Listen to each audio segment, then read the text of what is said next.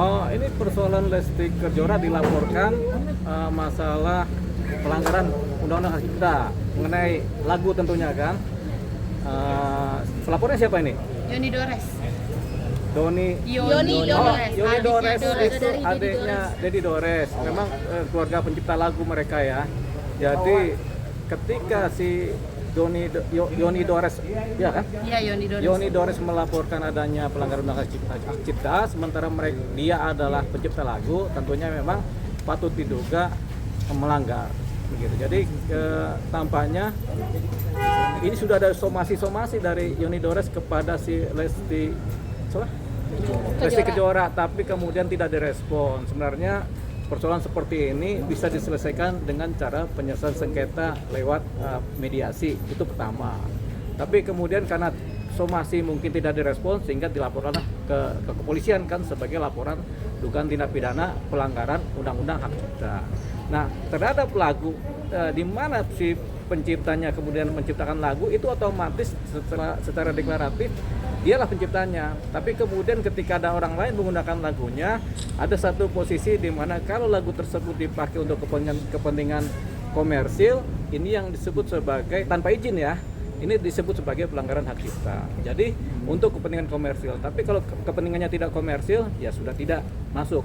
Nah sekarang si Lesti Kejora kenapa dilaporkan? Karena melanggar Undang-Undang Hak Cipta kan. Nah kemudian di mana dia kemudian menyanyikan lagunya? Itu pertanyaannya. Di mana? Di salah satu stasiun TV, terus dan diupload ke YouTube juga bang. Diupload ke YouTube tapi bukan di YouTube-nya Leslar Entertain bang, tapi di YouTube yang lain. Oh ya, tapi yang jelas kan begini, setiap komersil kan berarti kan ada persoalan pelanggaran hak cipta ya. Nah, kalau dia sampaikan atau dia nyanyikan di YouTube, otomatis itu komersil. Karena YouTube pasti membayar. Nah, ketika ini menjadi komersil dengan dalih apapun juga, ini sudah dianggap melanggar Undang-Undang Hak Cipta. Kalau si Lesti Kejora tidak minta izin kepada si penyanyinya, si penciptanya. Nah, ini yang terjadi karena tidak minta izin, kemudian sudah disomasi mungkin 2 kali atau 3 kali tidak direspon, terjadilah yang namanya pelaporan ke kepolisian. Jadi ini menjadi tindak pidana. Tindak pidana ini pelanggaran Undang-Undang Hak Cipta ya, Undang-Undang Nomor 28 tahun 2014 kan begitu. Bang, ini kan mengenai kan ini kan nggak diupload di YouTube milik pribadinya Leslar. Iya. Tapi apakah akun yang mengupload itu bisa dilaporkan juga bang? Iya. Kan Sama-sama si akunnya menjadi terlapor, si Lesti juga penyanyi juga menjadi terlapor juga gitu. Karena komersilnya ada di situ. Ini baru satu ya. Kemudian kalau kemudian dinyanyikan di Indosiar, apakah Indosiar menerima iklan? Begitu. Kan menerima iklan kan ada komersilnya juga begitu. Nah, sebenarnya Indosiar bisa membayar kepada satu lembaga di mana penciptanya bernaung. Itu mungkin clear. Jadi kalau TV biasanya clear, tapi kalau YouTube ini belum tentu. Tapi YouTube selalu ada komersilnya. Nah, ini dia yang dikejar. Jadi ketika dia menyanyikan, entah si Lesti dapat untung atau tidak, tapi kan ini komersil YouTube-nya. Jadi terjeratlah Undang-Undang Hak Cipta. Bahkan yang komersilin kan bukan Lesti atau pihak punya Lesti bang. Terus secara pun dia nyanyi hanya untuk menghibur gitu. Ya, kan ada nyanyi menghibur yang kemudian tidak komersil. Misalnya kita nyanyi di suatu kafe tidak memungut bayaran, tapi kan kafe juga sebenarnya komersial juga. Atau misalnya ada kita nyanyi di tempat keramaian yang dimana itu tidak ada komersilnya. Nah, itu bisa tidak melanggar Undang-Undang Hak Cipta kalau disebutkan nama penciptanya. Lagu ini ciptaan ini udah dinyanyikan tanpa komersil, itu tidak melanggar. Tapi kemudian kalau kemudian ada nilai komersilnya, ini macam-macam komersilnya. Jadi ketika masuk ke YouTube itu otomatis komersil. Siapa yang menerima itu urusan lain. Tapi secara hukum itu adalah komersil. Makanya kenapa Lesti dilaporkan. Tinggal prosesnya dari komersil ini dia dapat berapa atau malah nggak dapat sama sekali, atau akun YouTube-nya yang dapat keuntungan, sama aja hasilnya. Jadi dia bisa menjadi turut serta melakukan juga. Jadi siapa yang menerima komersil dialah kemudian yang bertanggung jawab. Bang, tapi kan ini kan lagi rame juga yang emang soal ini sedang ramai nih Bang diperbincangkan karena kan rancu nih Bang antara direct lisensi sama undang-undang sendiri Bang gitu Bang. Nah itu Direct mungkin license ya, sama undang-undang. ya, Jadi kan begini, ada dua undang-undang yang rancu itu Bang. nah sebenarnya undang-undang hak cipta itu cuma satu ya. Jadi undang-undang nomor 28 tahun 2014. Di situ setiap ciptaan lagu, seni, apalagi itu pengetahuan segala macam, terus sastra kemudian itu diatur oleh undang-undang hak cipta. Nah kemudian apa sih yang disebut melanggar hak cipta? Itu ketika misalnya lagu dinyanyikan tanpa izin oleh si penciptanya, kemudian dalam posisi komersil, dikomersilkan. Nah itu melanggar undang-undang hak cipta. Tapi kalau kita nyanyi tidak komersil, kemudian kita menyebutkan nama penciptanya, itu tidak melanggar. Jadi ada aturan-aturan yang lebih detail mengenai ini. Tapi kemudian ada juga yang disebut sebagai pakai license, direct license, atau kemudian pakai satu kelompok. Ini namanya kelompok, misalnya kelompok pencipta lagu. Jadi kalau ada ciptaan-ciptaan yang kemudian dikuasakan kepada kelompok pencipta lagu, suatu organisasinya, dia akan dapat kuasa, mereka lah yang kemudian menerima royalti. Jadi kalau di kafe-kafe, kemudian di mall-mall ada lagu-lagu yang dinyanyikan, mereka bayar kepada kelompok pencipta lagu ini. Kemudian royalti ini yang dibagi-bagi kepada para pencipta lagu. Dengan catatan ada terdaftar di sini pencipta lagunya. Biasanya ada. Nah kalau yang langsung pencipta lagu menciptakan lagu kemudian dinyanyikan, tapi dia nggak tergabung dalam satu kelompok ini. Jadi dia adalah subjek hukum sendiri pribadi. Nah dia kemudian bisa mengklaim mengenai royalti kepada si penyanyinya.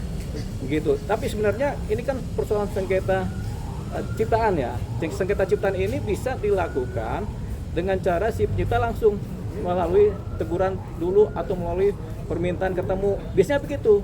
Nah, ini artinya sudah dijalankan. Kalau sudah dijalankan sampai 2, 3, 4 kali termasuk somasi juga, kemudian si penyanyinya juga cuek aja, barulah terjadinya LP, laporan pidana.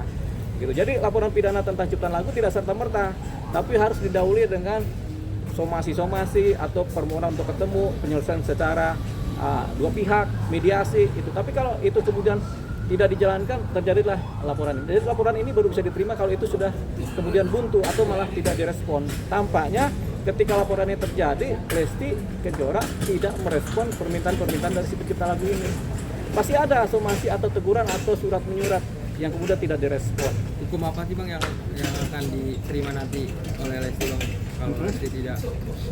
Nah ini kalau undang-undang hak cipta itu terkait lagu, ancaman pidana dan atau dendanya 1 miliar, pidananya 4 tahun maksimal. Jadi itu dia, dan atau jadi kalau pidana atau denda aja, atau pidana aja, atau pidana dan denda, itu ancaman hukumannya biasanya 4 tahun dan dendanya kurang lebih 1 miliar terhadap lagu ya.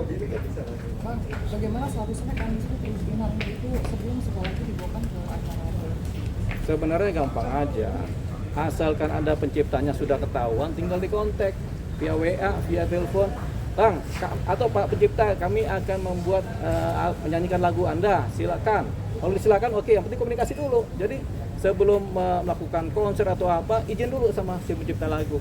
Kalau pencipta lagu nggak ada, ahli warisnya atau siapa yang diberikan kuasa ciptaan ini, kan gitu. Itu sebenarnya gampang, itu mudah kok itu. Asal ada, kan selalu ada nama penciptanya kan, itu kan bisa dikejar siapa ini. Jadi apalagi kalau lembaga-lembaga kayak televisi atau lembaga-lembaga konser atau event-event organisasi, mereka udah ngerti itu.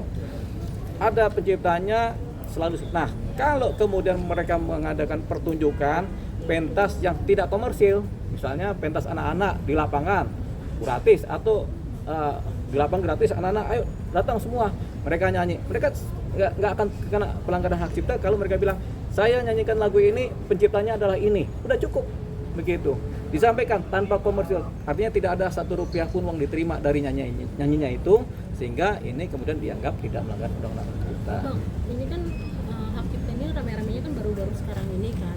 Nah terus si Lesti ini posisi yang dilaporkan saat nyanyi itu posisi dia saat belum berhijab, itu gimana Bang, masih tetap bisa diperkarakan? Ya, ini kan karena namanya kadaluarsa kan 12 tahun pada umumnya kan, termasuk juga persoalan ciptaan ini gitu. Jadi ya 2017 sekarang 2025 kan masih 8 tahun kan. Nah, jadi apalagi ini kan jalan terus, ada upload terus setiap hari. Jadi dianggapnya berlaku, sekarang juga masih tampil kan, YouTube-nya kan masih ada sekarang. Nah itulah disebut pelanggaran di situ. Bang, berarti tapi yang upload kan bukan mereka Yang gitu, nyanyi- tapi orang lain yang nyanyi- memang yang nyanyi Nah, Lestinya. Iya. Waktu si Lesti nyanyi ada izin nggak sama penciptanya? Nah itu nggak tahu. Nah kalau nggak ada kan. dia jadi komersil, jadi turut serta mereka berdua. Jadi ya jadi kompanion kan. Nah kalau begitu sebenarnya ada satu cara lagi. Sebenarnya Lesti datanglah kepada penciptanya sebelum masuk ke posisi pidana sepenuhnya, berdamai. Bang, berarti bisa dibilang Lesti salahnya sepenuhnya atau tidak salah sepenuhnya, Bang, mungkin? Ya tergantung hasil penyidikan dari kepolisian. Tapi sebenarnya rasanya ini udah pasti disomasi nih.